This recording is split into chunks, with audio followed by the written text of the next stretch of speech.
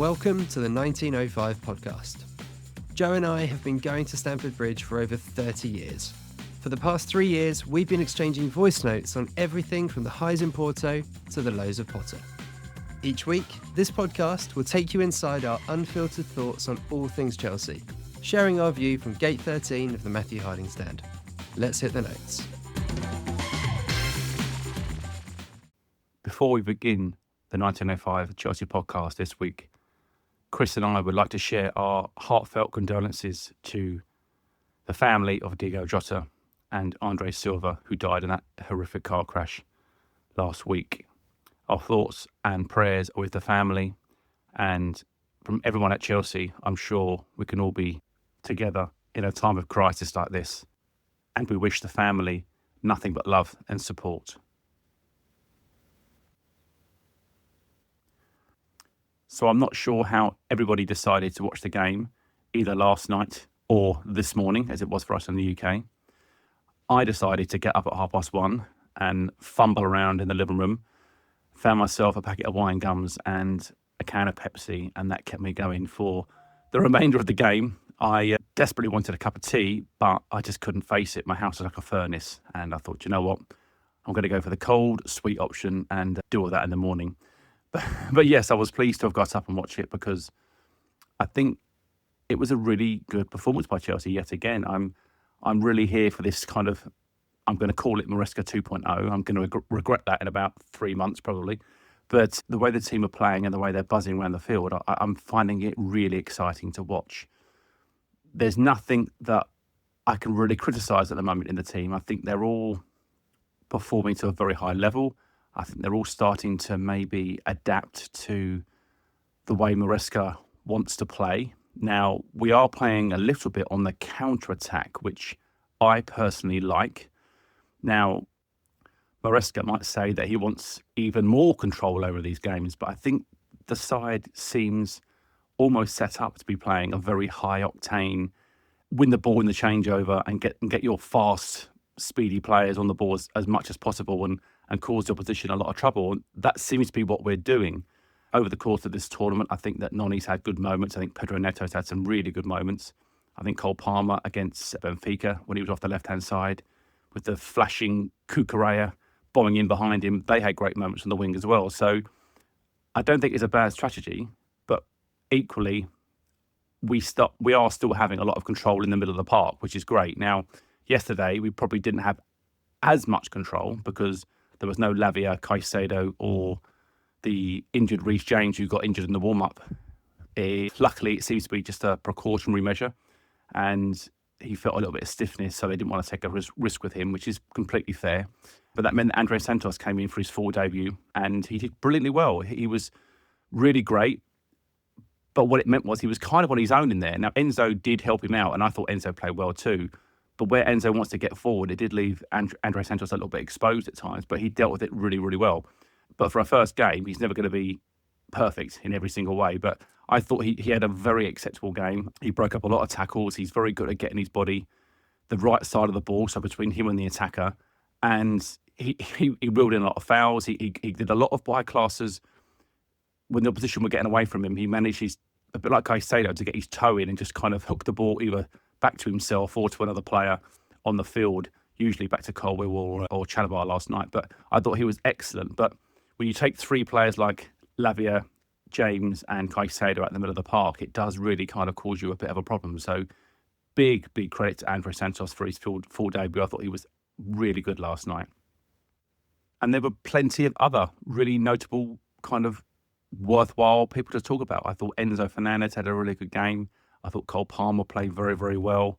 Levi Colwill, I thought Cucurella still had another good game. He gave away a few fouls in the second half, Cucurella, at the beginning of the second half, which kind of gave Palmeiras a little bit of possession, and that's where they kind of scored their goal. But overall, Cucurella had another good game, and he's playing every minute of every game so far. So, or pretty much, I think he had a bit of time off against Esperance maybe, but I think he's been so good. I'll allow those kind of a few little mishaps. I mean, he was also on the end of a few kind of dodgy decisions against him where the Palmeiras players were going down far too easy against him. But Cucurella is a bit of a wily old fox, he's used to that sort of thing. So, but overall, I thought the team were great. And another good performance from Liam Delap. I thought João Pedro, when he came on in the second half, was so brilliant to watch. I really enjoyed his performance. Just kind of another one that's going to be a bit like Liam Delap. He's always at you. He's kind of giving the defenders grief all the time. He puts the foot in. He's great in the air. He can go past people, dribble past people. He's looking up for his teammates to come and finish off a cross that he might have made for someone. I thought Noni did well when he came on in the second half. His end product is sometimes a little bit to be desired. He leaves you wanting more. But I thought he had a fairly reasonable game. And I know he's been linked with Arsenal in the last week or two. But at the moment, he's still a Chelsea player and he's still playing well. So, I'm not going to knock him. I think he did okay last night. But it was apparent, from quite early on that Chelsea were looking to get Liam Delap on the ball and get the young kind of quick players to go around him. And I thought it was really good to see, and when you take Delap off and bring João Pedro on, it doesn't really change that much. João Pedro is also just as good as Delap at holding the ball up and kind of bringing other people into play. So I was very impressed with that. I love the signing of João Pedro. I think that's going to be a really good one for us. And it does give Delap a little bit of time to kind of bed in a bit as well. He hasn't got to be kind of, if he has a dodgy game or two, we can just go, okay, it's okay. We've got Pedro here to take some of the slack off you. I suppose the only people that didn't have a particularly, brilliant game was, I think Pedro Neto was a bit out of it for me, but obviously, clearly other things on his mind. His friend, obviously passing in the car accident last week, and you could see that was maybe on his mind a little bit. And I thought that Gusto, even though he kind of scored that goal, it was about as good and as clean a hit as the Carlos Tevez goal against Chelsea at home when we played Man City. When Henrik Hilaria managed to dive over the ball, it was a bit of that for me. It was an absolutely shocking goal to win any game. But you know what? Sometimes you just don't care. But Gusto was a little bit in and out of the side. I thought he had one or two good moments, and then he would have completely miscontrol the ball. And yeah, he's a funny one because the end product from him isn't very good. I don't think there was quite a lot of chances in the first half where he got up the field, and you're thinking just slip it into someone.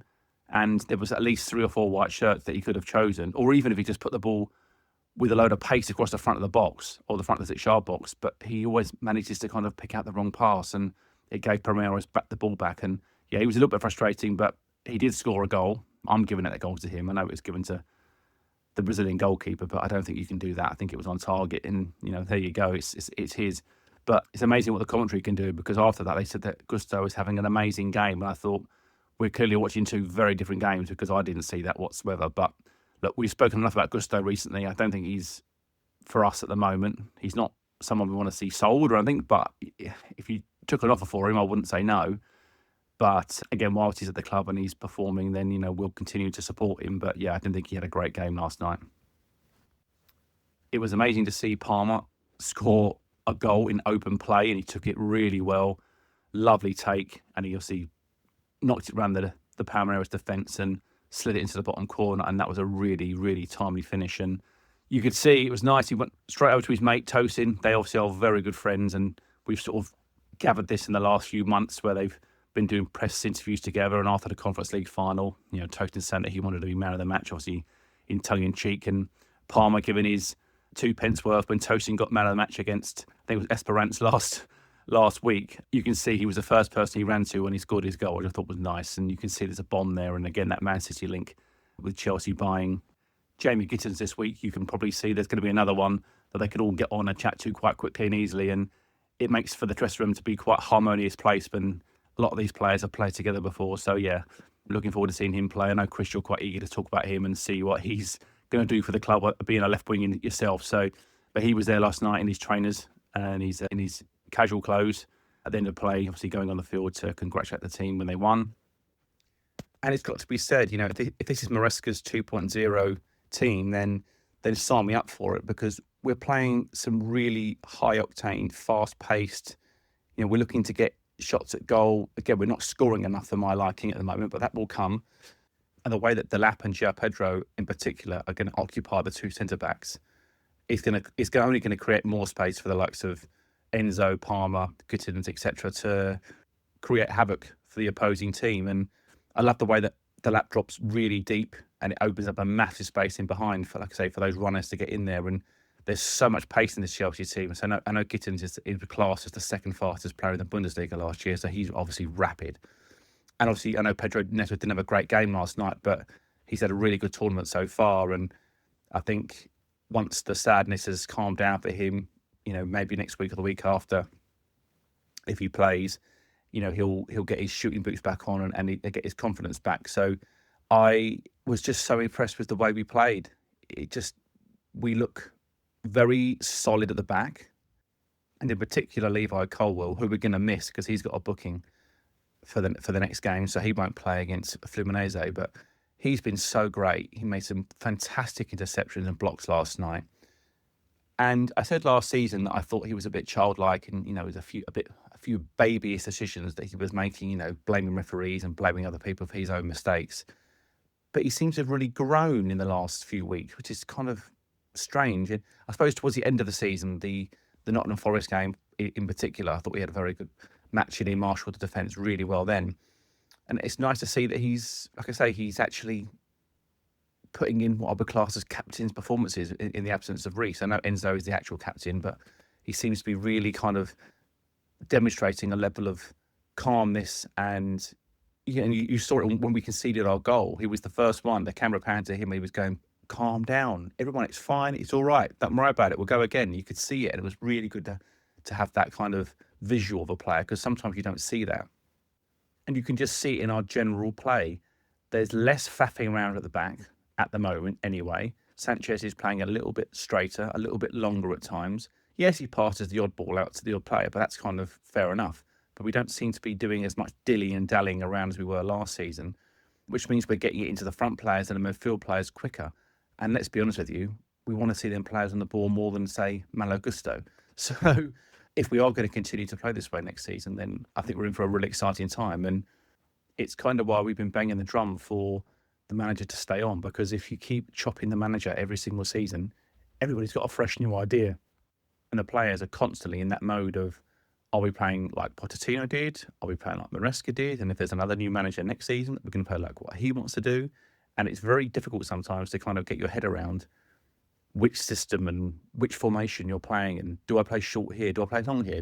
And it's this constant battle. And I think the longer the manager stays there, and Enzo Maresca's not going to be a manager to the end of time, but it's great now while they're all learning, and he seems to be someone that is managing to get a tune out of the youngsters, and no one seems to be complaining too much. I think Chelsea have got a very big squad of players, and there's not much kind of doom and gloom or miserable tales from the dressing room that are leaking out to the press like they always used to be. So Maresca's clearly doing something right, and you could argue that young players are more impressionable and older players are harder to deal with because they're, like a teach an old dog new tricks type thing. But at the same time, I think football nowadays is such a money-based game that, if you're not happy, you can probably go and get a contract somewhere else at a different club, another good club. So I think it's still a testament to Maresca that he's doing something right there, and people are trusting him. And if the football is developed into something of what we're seeing against Benfica and Palmeiras particularly, then like I said to you earlier on, definitely sign me up for it, because I've been nothing but impressed. And I'm not sure if this has even happened, but if, for example, Cole Palmer's gone to certain people and said, look, I need to get on the ball more, I need to be more involved. The first 3 or 4 months of the season last year, I was doing this, this and this, and now I've gone back to doing slow, methodical backwards passes. It's not my game. You can't have players like Cole Palmer being disillusioned with the idea of a manager's set system. So I'm hoping there's been a bit of, like we said before, there has to be a bit of give and take. And if Maresca wants to implement certain things, that's fine. But also you need to keep players happy. And I hope that the likes of Palmer and Enzo Fernandez, for example, if they're more attack-minded, you have to give them some kind of license and then shut the door somewhere else with, like I say, Lavia, Caicedo, or whoever it might be. But you need to be able to give them some license to go and do their thing, because like we had, say, someone like Gianfranco Zola or Eden Hazard, they were match winners. And Cole Palmer is a match winner. If you give him enough chances, he's going to score 2 or 3 goals a game. And, that's kind of what you want. And if you can get a player to score 2 or 3 goals a game, that means your opposition have got to score a hell of a lot more goals than you do. So I think it's a wise ploy to kind of keep those players happy and excited. But Chris, I'll let you go. But just to say, lastly, I was really impressed with the way we played again last night. Really happy to be into the semi-finals. I'm pleased to be playing against Thiago Silva, our absolute legend of a centre-back. He's been nothing but brilliant for Chelsea. And as much as I love him, I still hope we beat him next time out. So, yeah, we'll be back again a bit later on to chat some more. That was really fun, wasn't it? I'll start with how we played, because as you said, Joe, really encouraging performance in terms of our football. We said it after the last game, we're just a lot more on the front foot, aren't we? I don't know if people are noticing this, but there seems to be a lot more one-touch passing. The one-touch passing was sort of through the lines of midfield was really noticeable to me, and we start to really see the quality of the players. That, André Santos comes in, looks so comfortable. Cole Palmer just finding their spaces. Once he scored his goal, I might be over, reading into stuff that isn't there, but I just felt like he had a bit of that swagger back, that we kind of just started to look like the Palmer we know, and it was great, and it was a really great goal and a really good moment for him. But yeah, I just loved the football, just enjoyable to watch. And you looked at the stats after the game, and they kind of married up with how I'd felt watching it. And like you, Joe, it was a tough wake-up call at 1:55 a.m.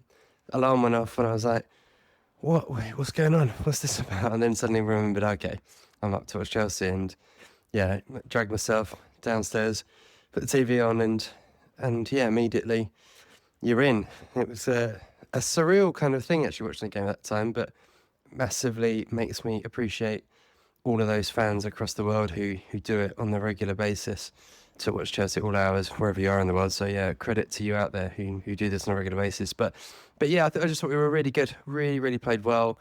As I said, the stats sort of married up my feeling watching the game, which was that we had dominated in all areas really, in terms of shots, possession, corners, everything really. And we got us scared, didn't we, going into the second half with an equaliser from, it had to be, didn't it, Estêvão? You've left a little gap for me to talk about him, so why don't I do that now? Actually, I'll do it in a second, but he obviously gets the goal, and then we just responded really well, I thought. We kind of got back in control of the game, and it's never inevitable that you're going to score in a game like that. It's a quarter-final of competition, it's 1-1, but it did always look like we would be the likely winner. And yeah, when the goal came, you don't mind how it comes. It's a cup game, and again, I've sort of really grown in my sort of appreciation for the tournament as we've gone through. But let's talk about Estêvão. The goal itself was brilliant. Let's talk about that. I think worth noting that was his weaker foot. He's left-footed. That was his right foot that he just pinged an absolute worldie. And some people trying to blame Sanchez, I think, in social media, as always. And whilst I've not been his biggest fan, as many know, to be honest, it was from such close range and fired in it's such accuracy and off the bar that I think most keepers end up letting that in my view. I just think it was done that quickly. It was a brilliant goal. The big thing I took away was and we were messaging each other on WhatsApp, Joe, about this, was how good he looked physically. Like he just looked ready. He wasn't, he was. It was really interesting because you kind of thought, would there be a little bit of, not that anyone's going to go soft on him, of course, but would there be a certain level of respect in terms of he's our player? But yeah, none of it. I mean, he put a late challenge in on Colwill at one point. Him and Cucurella were getting involved with a bit of afters, sort of on each other really. And I think Cucurella was like chatting to him at some point. Didn't look all that friendly. He gets his goal, and yeah, I thought he was impressive. To be fair, that would be the word I'd use. Just impressive. He has this a class about him, doesn't he? In the way he moves with the ball, his touch, everything kind of you've heard about, but seeing a bit of that personality and the attitude of not being fazed by the fact he's playing against his future teammates, not being fazed physically at all, and it was kind of the perfect scenario for Chelsea in a way, wasn't it? That we win the game, we get through to the semi-final, but Estêvão also has a good game and gets his goal. And really lovely scenes after the game, which were many Chelsea players going over to him, having a good chat, and most notably Cole Palmer, who the two of them swapped shirts, which was really nice. And Palmer said he was talking to him, saying that they're very much looking forward to playing with him and seeing him next season. And he didn't understand a word, Palmer said, so he brought over, I think it was a Sugo to help translate, which was quite funny. But yeah, really, really positive. And the thing that really shone through for me was just how strong our squad is. And this is a game that you don't have Caicedo or Lavia or Reece James, and you still have a centre midfield where you've got a brilliant Enzo Fernandez, Santos making his debut and looking fantastic, and you can bring on someone like a Sugo, who I think looks like a real player. It's really strong. You go in the forward positions. Delap, didn't have his best game. I still like him, even if he's not quite on it in terms of on the ball. He still gives you an outlet. He's still physical, but you're bringing him off after 55 minutes, bringing on João Pedro, who I thought had one of the best Chelsea debuts that I can remember in a while. I don't want to go over the top, but I thought he was excellent when he came on. Really good. He gives me, in the way he plays, a bit Nicolas Anelka vibes. He's just got that. He's a big guy, physically good, but his touch is so strong. I think he's very smooth in the way he moves with the ball. And yeah, I really, really, really like the look of him. But again, you've got him coming on for Delap. You know, what is Nicholas Jackson thinking on that bench? He doesn't even come on the pitch at all, but you've got so much strength and depth. Obviously, Madueke, as you said, came on for Nkunku and was good. I'll prime a question for you in a minute about Madueke. And yeah, just so many positives really across the pitch and in the squad. We are looking really good, in my opinion, going into next season. I think there's a conversation that we'll have at the end of the summer of what expectations we should have for next season. But at the moment, you can almost see them growing before your eyes, can't you? As a group and as individuals, just really progressing. And probably the man that I want to call out as well, because you mentioned him there, Joe, and rightly so, is almost no better representation for me than this man, which is Levi Colwill. You talk about someone who, in the last 2 years, we've watched him slowly develop from being a very clearly a player with a lot of potential to just looking like a grown-up, really. And that's the word I'd use, I think, on the pitch. Looking like a leader. You notice he's really vocal.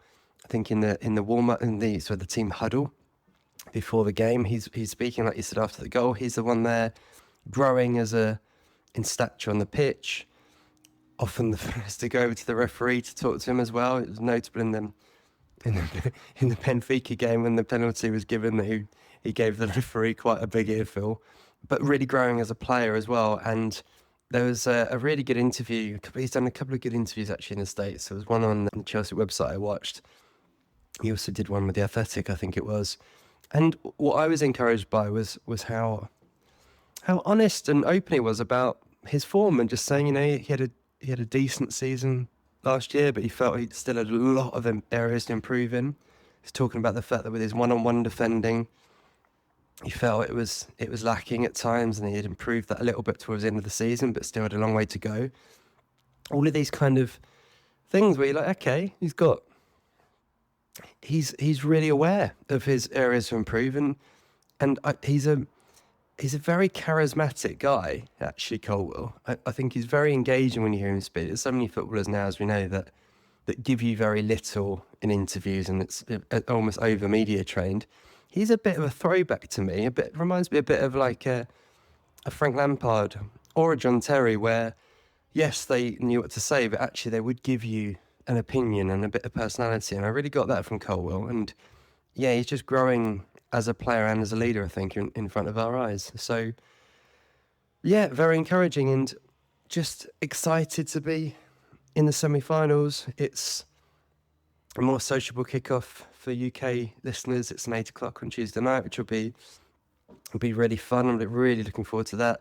It feels so appropriate that it is against Thiago Silva. It's kind of, he's just such a legend, isn't he? And you watch how well he's still playing at that age. It's incredible. He's in my all-time Chelsea 11 in my era, alongside John Terry at the back. I just think he was that good. You know, it's always a thing. We finally got him 5 years earlier, but do you know what? The years we did get him, he was still incredible. And he's also just Chelsea through and through, isn't he? You see that in social media, and he really wanted us to get through so he could play against us. So I think that's going to be an amazing occasion in itself. We've come across a lot of ex-Chelsea players throughout the tournament already, from Jorginho to Estêvão to many others as well. So yeah, it's been a bit of the theme of the tournament so far, and you've got to say that we've got a good chance of getting to the final. We'll be strong favourites, but even to have got to this point and be in the final four alongside what is likely to be very big names on the other side of the draw, I think it sends a bit of a statement out there that we are back, and that's really exciting. Gittins was a weird one, wasn't he? Because he was sort of, as you said, on the pitch at the end, even though he hasn't been announced at the time of recording. But yeah, he is someone who I think will just fit the system really well and will be an upgrade on Jadon Sancho in just in the way that we play. I think he's going to be really exciting. Might take a little bit of time to adapt to the Premier League and to the team, but will give us a bit of a wild card, I think, in terms of how direct he is. So that's exciting. And I'm going to finish with a question for you, Joe, because all the talk obviously is that Noni Madueke is potentially going to depart, and it's, you know, strongly linked to Arsenal at this point. How do you feel about that, and what kind of money do you think Chelsea should be getting? We've got a Chelsea WhatsApp group, which we often reference on this podcast, and there's about 12 of us on the WhatsApp group, Chelsea fans of many years. I put that we shouldn't be accepting anything less than 50 million from Arsenal for Madueke, based on the kind of fees that we're seeing that we're paying ourselves for, like Gittins and João Pedro, and we're seeing Elanga go to probably from Forest to Newcastle for upwards of 55 million. And I got kind of laughed at the group for that statement, saying we'll get nowhere near 50 million for him. But yeah, what do you think, Joe? How do you feel about him going there? And the talk is that if we do sell him, that we might replace him and get another attacker in, with which Kudus from West Ham is being linked. Yeah, how would you feel about that? Would you be happy with him going, even if it is to a rival in Arsenal? Would you be happy with Kudus in return? And yeah, where else do you think we need to sort of strengthen from what you've seen in this Club World Cup?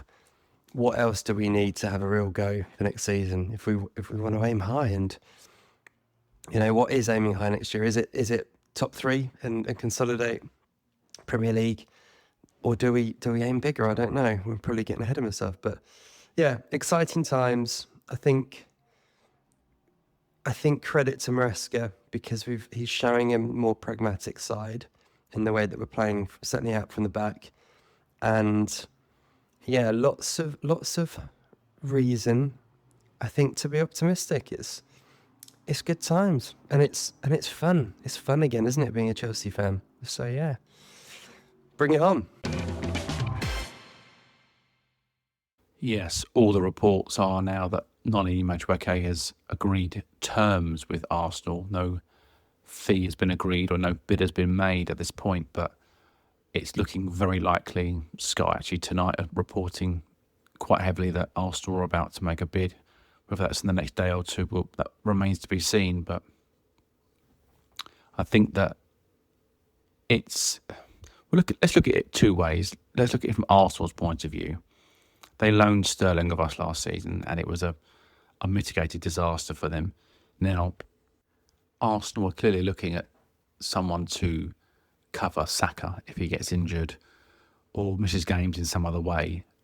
They have Trossard and Martinelli. Is he better than them? Hard to say. I don't watch Arsenal every week. I see them now and again on the TV like everybody else does. I don't think he's a major upgrade on Trossard or Martinelli, to be honest. He's a major upgrade on Sterling purely due to the fact that he's an up-and-coming player. He's currently an England international, which always adds a few quid on the transfer fee. But he definitely hasn't reached his ceiling.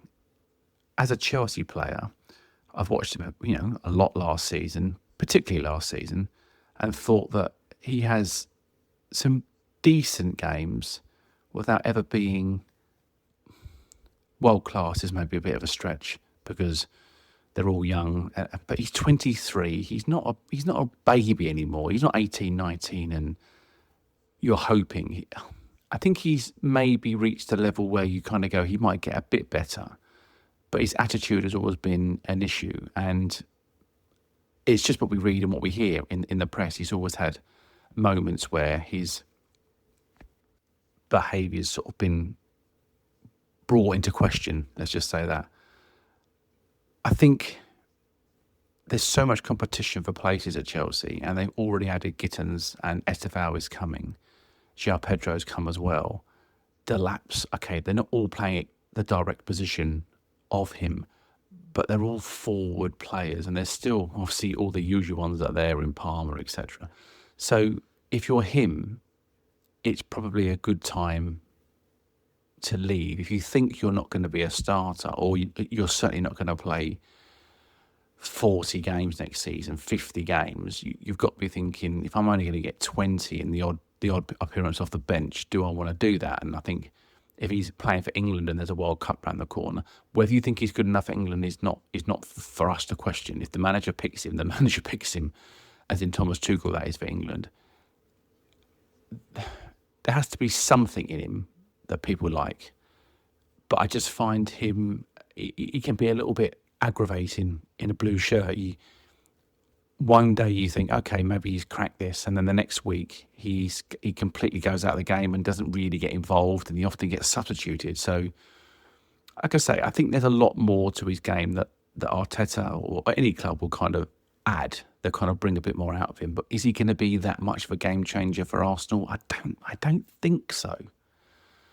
But I don't want to do him dirty and do him down, because I actually thought his game last night against Palmeiras was very, very good. I thought he had actually a good game. But once again, like we've said in the voice notes previous to this, he flatters to deceive. He does a lot of good, intricate work, and then his cross is terrible, or he falls over at the last minute.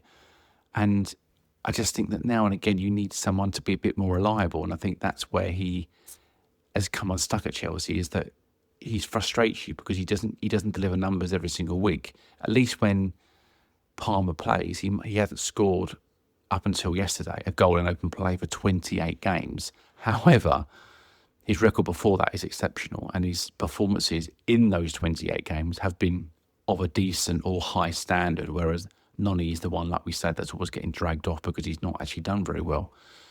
So, look, as for a fee, now you and I have gone back and forth on this a little bit today.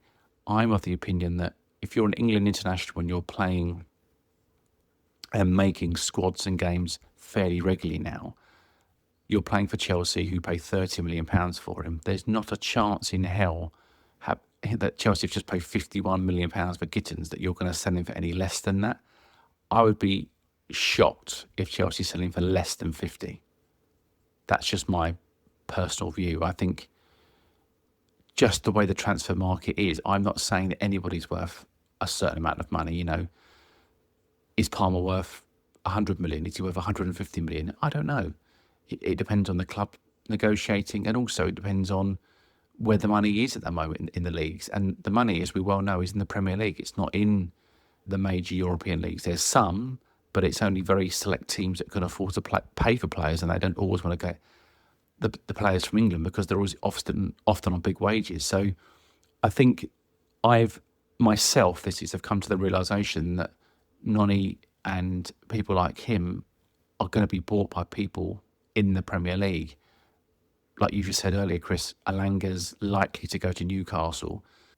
Mason Mount went from Chelsea to Manchester United. And there have been many, many signings like this where you've gone, okay, teams are now thinking, if we're going to get the most maximum for our players, they need to be bought by Premier League teams. And that's just the facts. So I'm not shocked that a player's linked with us anymore. You look at Kai Havertz, there's another one who went from Chelsea to Arsenal for 65 odd million a year or two ago. So these transfers are happening more and more and more. And I'm at the stage where I'm okay with it. No one likes their players to be bought by a Premier League rival, and Arsenal are that. They might not think we are, but I think we're getting there. But it's just the way of the world at the moment. Like we've said, that the PSR for Chelsea is something they need to look at massively. Even though they're doing well on that front, they do need to sell some players to balance their books. Now, where we differ on the next person in question is Mohamed Kudus. Now, I don't think Mohamed Kudus is a bad player. I think he's probably West Ham's best player. I spoke to a West Ham fan just yesterday who said he's really, really good. They like him a lot, but 60 million is a lot of money. And that's not a guaranteed fee that we're going to purchase him for, but it is a figure that won't go away. Personally, I don't think we should be looking at another forward player when my area of improvement would be either a goalkeeper or a centre-back. If you can only have one, choose your poison. If you think it's an upgrade on Sanchez, great. If you think it's an upgrade on Tosin or Chalobah to play alongside Colwill. As we know, Fofana's a brilliant central defender, but at the moment, we can't rely on him to finish a season. If you could, I would say we don't even need to look at a central defender, but at the moment we do. So, like I say, if there's only room for one, then choose one, and it'll be an upgrade either way. But I just don't think that we should be spending that kind of money on a player that we could have got for half that just a year or 18 months ago. Not that he's Dewsbury Hall by any means, and I think Dewsbury Hall gets a bit of a bad rap actually, but he feels like Dewsbury Hall money just because he feels like a punt. Do you know what I mean? He feels like a bit of a gamble. 60 million to me is more of a shoe-in, someone you kind of hang your hat on and say, yeah, he's going to be a good player. He's going to score us X amount of goals or create some, X amount of assists and be a big staple player. Like £60 million is a first-team regular to me, not someone who might only start 15 games and play in the cups. I don't know. I think you've got to be very careful, and I don't want Chelsea to be silly again. I don't think they are being silly, but I don't want them to get to the point where they're throwing money at everybody, and you're still sitting on a full squad of players. We're still sitting there with Nkunku. We're still sitting there with, at the moment, Noni Madueke. Raheem Sterling's on the books, and many, many more that you and I, Chris, went through our squad audit a few weeks ago. That there's a lot of players on that list that need to leave the club for us to be sustainable. So I think that's where also I'm kind of okay with these, because I think I know that we need to sell players. I think we're developing a really fantastic squad of players, a lot of strength in depth. But unfortunately, as with the rules, you need to sell some players. And I think we need to be careful we don't get caught in some kind of financial problem like Man City are in at the moment. So I suppose in summary, I'm okay with Noni going to Arsenal. And in some ways, I'm okay if Chelsea are looking to buy a player like Kudus from West Ham. But I think we need to be looking at the higher end of, 50, 60 million for Noni. If we're even considering paying something like £16 million for Mohamed Kudus, those two deals to me don't make sense in terms of what's being banded about on the price front. So it's quite possible that Noni has played his last game for Chelsea, or they may wait until after the World Club Cup, let him have the tournament, let him potentially win a trophy, maybe, and then sell him after that, but we shall see. Yeah, really well said, Joe. I don't have a huge amount to add on top of that, really. I think Chelsea definitely have an obsession with buying attacking players, don't we? Wingers, attacking forwards, whatever you want to call them. The number that we've bought under this ownership is just insane, isn't it? And you sort of forget about half of them. You forget about people like Kellyman. This time a year ago, we were doing a podcast with a Villa fan about Amari Kellyman because we paid 18 million for him. And not only has he not had a kick, because to be fair, he's had a lot of injuries, but just completely out of the picture, completely forgotten. And there's so many more that we could mention in the last even just 3 years. So yeah, I get it. I think Kudus sort of falls in that category, doesn't it? It doesn't feel like a huge need, and certainly not for that money. But if you have an addiction problem like Chelsea do in the buying attacking players, that's what happens, I guess. And yeah, a final point from me, I think on where we should be spending. I think for me the centre back area is a little bit more of an unknown, just because you've got people like, obviously Fofana, we've said if he stays fit, he becomes a key man. You also got someone like Mamadou Sarr, obviously he's come in from Strasbourg, very highly rated. He's a unit, isn't he, by the way? Absolutely massive. Haven't seen much of him, obviously, in the World Club Cup, which is understandable because you wouldn't necessarily throw him straight into competitive action. But we don't know what his role could be next year. We've talked about Josh Ashimpong before. But again, people forget, is a very, centre-back is his main position. What role he could play. So I think for me that because of the unknowns in that area, I'd start a goalkeeper. And again, not had a bad. He's had a good tournament, Sanchez, so far. But it always feels like it gives you a chance. And it's the one area on the pitch you just don't want to have a weakness for the opposition to be able to target, because they're always in the game, because you just know at some point he's going to do something silly. And whether we pay for it or don't, you just always know that moment's coming. And I think that has an effect not only on us fans, but almost certainly on the defence and the confidence that they have in the man behind them and those kind of things. So that would be the area I'd focus on. Is it all the talk of Mike Maignan has obviously gone very, very quiet, but at the same time he hasn't signed a new contract at AC Milan yet. That runs out next summer, so you still think there's a conversation to be had there. You'd have thought, and I just wonder if maybe they're waiting until the World Club Cup's done before we start hearing about goalkeeper options again. And again, I feel like he would be the perfect profile, someone who's a little bit older, comes in to be number one for a couple of years, and then maybe clears away for Mike Penders. So we will see, but all eyes on Tuesday night, massive game, and we will be playing PSG or Real Madrid in the final if we win, and we will be back to reflect and hopefully look forward to another cup final featuring the beloved Blues. Up the Chelsea.